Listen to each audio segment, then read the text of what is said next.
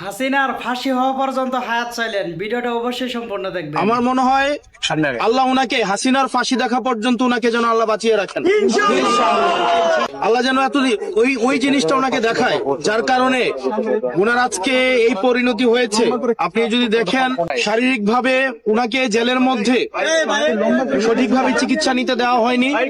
আমরা আজকে শুনেছি যদি কোনো ডাক্তার উনাকে চিকিৎসা করতে আসতেন তখন ওই ডাক্তারকেও হয়রানি করা হতো 18 পরবর্তী সময়ে, এবং ওই ডাক্তারকেও বিভিন্ন ডাক্তারকে ভয়ভীতি দেখানো হতো ওনাকে যখন চিকিৎসা করতে আসতো।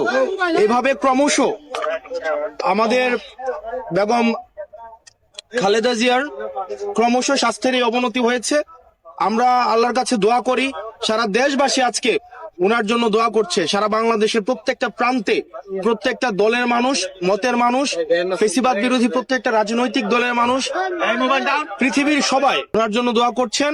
উনি যেন দ্রুত সুস্থ হয়ে উঠেন এবং ফেসিস্ট খুনি হাসিনার ফাঁসি যেন উনি দেখে যেতে পারেন।